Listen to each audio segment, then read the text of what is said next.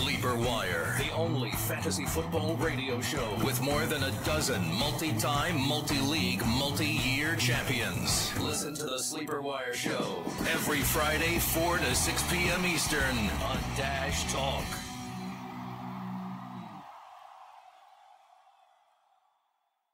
Hey everybody, before we start the show, I want to tell you once again about PristineAuction.com. Daily auctions ending every single night. Hundreds of items perfect for your man cave. Everything is JSA certified. They use the best authenticators in the business. It's definitely affordable, and it's 100% free to register and bid, and you only pay when you win the auction. Go to PristineAuction.com and let them know that you heard about it from Sleeper Wire. That's PRISTINE auction.com. I challenge you to a duel. It's the only argument I need. I don't want to talk to you no more, you. You got a lot of nerve. Soon you will know what it is like to be defeated. Stop defending him, Sean. All right, let's go.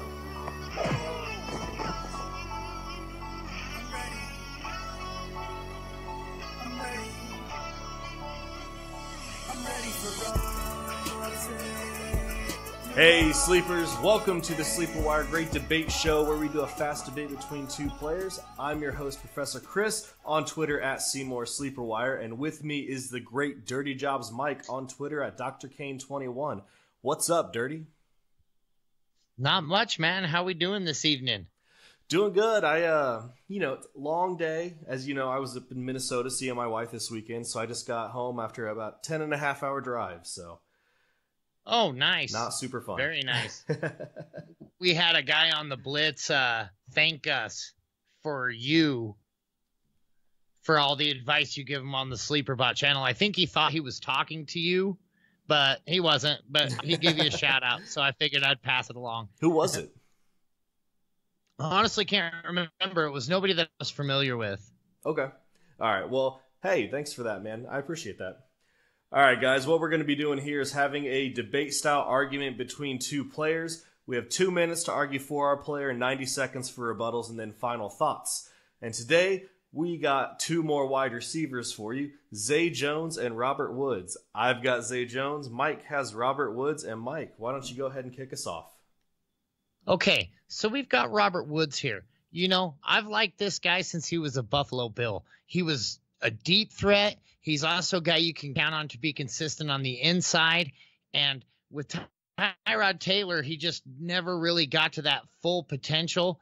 But you could tell with him and Sammy Watkins on that same field together that is like the dynamic duo of receivers. We're not really seeing it yet. But in this last week, when the Rams, they put up 50 points. 50 points. That is a lot of production to pass around. And they've gone over 30 several times this year as well. So you know the production's going to be there.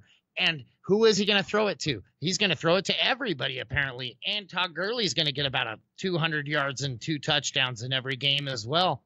I mean, this team is so high octane that just getting any bit of a piece of it, you're going to be gangbusters ahead.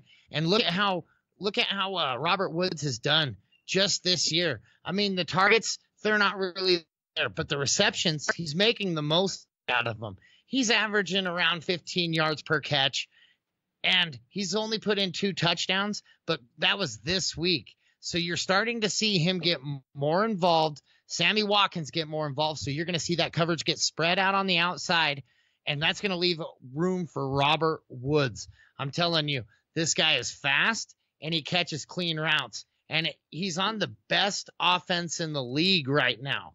I mean, these guys are scoring in bunches. So for me, Robert Woods with his catches, with the yardage, the touchdowns, they're not there yet. But that's just a matter of time, right? It's mathematics. You give the guy the opportunities, and he's starting to get those red zone looks. It's over. I am all over Robert Woods, and I cannot believe this. All right, so let me start off with this. I like Robert Woods. I actually almost picked him up and played him in a couple leagues this week before deciding to flex running backs instead. And, I wish I'd played him since he put up 4 catches for 70 yards and 2 touchdowns. I would have loved to have those flex points. However, this is kind of a fluke if you look at Robert Woods' entire career, his 2 touchdowns this week were already more than what he had last year when he had 1. Now, I know it's a new team for him. It's a completely different offense, but that's still something to keep in mind. I think it's fair to throw the 2 touchdown game out when talking about his career. He's on pace for 62 catches and 4 touchdowns, which is almost what he had back in 2014 during his career year. Now, I'll agree with you. You said the Rams offense, they've been amazing so far, but I do have some concerns for Woods. First, the Rams, regardless of how much they throw it, I feel like they're still a running team that passes the ball. Why wouldn't they be, like, if they've got Todd Gurley out there who's having an amazing year, why wouldn't they want to run the ball? Along with Robert Woods, as you mentioned, he's got Sammy Watkins, and yes, I am still on the Sammy Watkins train, or Team Watkins right now. Cooper Kupp, and even Gurley out of the backfield with Tavon Austin there as well. Woods is currently 33% owned in Yahoo leagues, so maybe that's going to help factor into your decision. I do like this guy, though, so don't take that the wrong way. All right, now we're going to move over to Zay Jones. Man, this is a guy that we've been just waiting to break out. We don't know a whole lot about Zay Jones, but here's what we do know. He just broke the NCAA record, single season record, for receptions in a season with 158. He ranks first all-time in receptions at the college level. He's 12th all-time in receiving yards, and he ranks near the top in every single wide receiver category for the AAC. The guy was the most prolific college receiver there's ever been. Due to this, we've all been waiting on this guy. Rookies generally take some time to develop, especially wide receivers, and Zay Jones is no exception. This past week, he recorded 6 receptions on 7 targets for 53 yards and a touchdown. For a guy who is only 9% owned, that's pretty great. Now, I know each season, wide receiver is the hardest to predict. Hell, just look at the beginning of the year rankings versus where wide receivers finish on basically any site. Any given week, there could be third-string players finishing in the top 10. However, none of those players has had the kind of success or talent that Zay Jones has. 6'2", he runs a 4.45 40. That's not blazing speed, but it's certainly nothing to scoff at either. He's a guy who uses his hands to catch the ball, snatching it away from his frame so that he doesn't have that dumb drop where he just bounces off of his shoulder pads. He's developed a reputation for being willing to run headfirst into traffic. He makes the tough catches even when he knows he's going to be hit.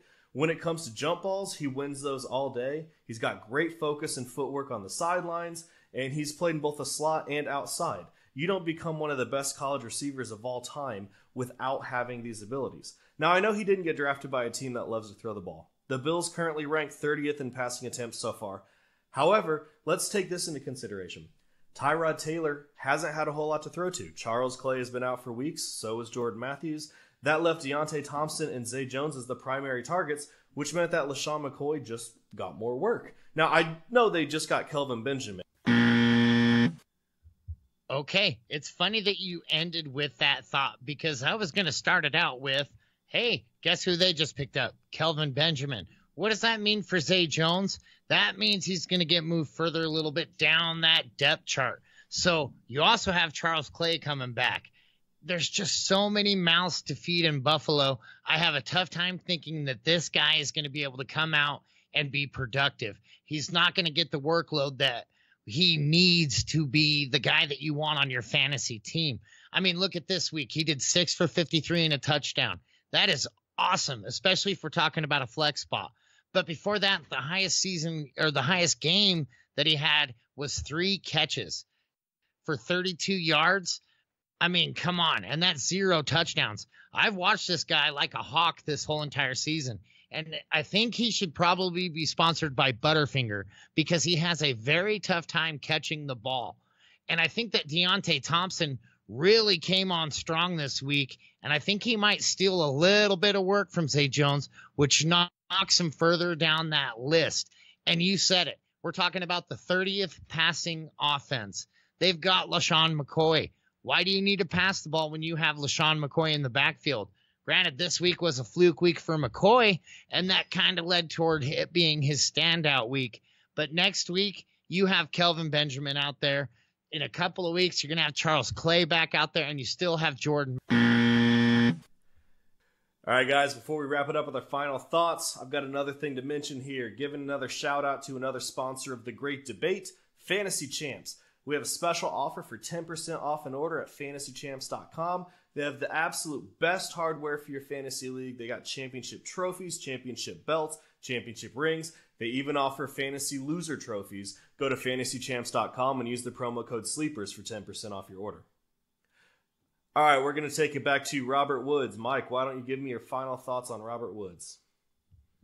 Okay, I really think that Robert Woods is going to be the exceptional target.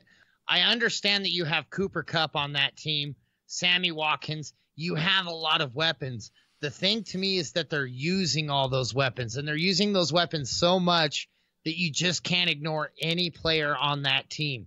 That said, I also like Zay Jones, but I truly feel like he's going to be about the fourth man on that team.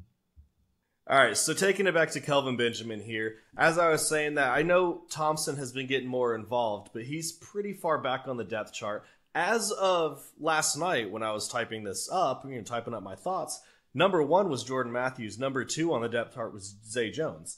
And that was according to the Bills' website. They actually had Kelvin Benjamin listed as third string right now. Now, I'm not saying he's going to stay there. He's clearly not a third string talent. It's likely to change, but that's how it was as it stands. But even then, I think once Kelvin Benjamin moves into the number 1 spot, Jordan Matthews is still going to man the slot, meaning that Zay Jones is going to be outside, and he could look at some big plays this season. Let's look at the schedule. Saints, Chargers, Chiefs, Patriots, Colts, Dolphins, Patriots. That's a schedule that should scare no passing game. I know the Bills want to be a running team with LaShawn McCoy, but I don't know how much they're going to want to run when they have a receiving core that consists of Kelvin Benjamin, Zay Jones, and Jordan Matthews. I think Tyrod's going to want to pass the ball to some of these wide receivers. As I said before, he's only 9% owned. Maybe you've been lucky and haven't been hit with bye weeks too badly yet, which means those bye weeks are coming for you.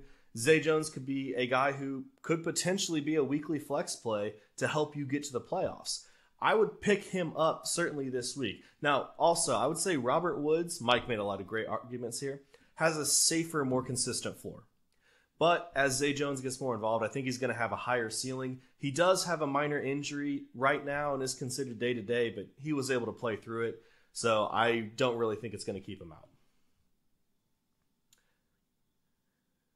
All right, guys, that's going to wrap it up for this episode of The Great Debate. A couple final things before we go. Check us out every single Friday on Dash Radio from 4 to 6 p.m. Eastern Standard Time. Go to SleeperWire.com, check out our weekly rankings, and submit a question to the SleeperWire crew. You can find us on Twitter at SleeperWireShow. Mike, you are on Fantasy Life app at Dirty Jobs. I'm on there at Professor Chris, and SleeperBot at Dirty Jobs and Professor Chris as well. Yes, sir. That is correct. All right, guys, and today's show is sponsored by NewAmsterdam.com. You have brilliant ideas every day. Business ideas, product ideas, even life goals. But do you write them down? Action creates success. Get a notebook with style. Never forget your inspirations again. Check out the durable, sleek notebooks that you'll want by your side every day at NewAmsterdam.com. That's KNEW Amsterdam.com. Well, thanks for listening, guys. We'll catch you next time.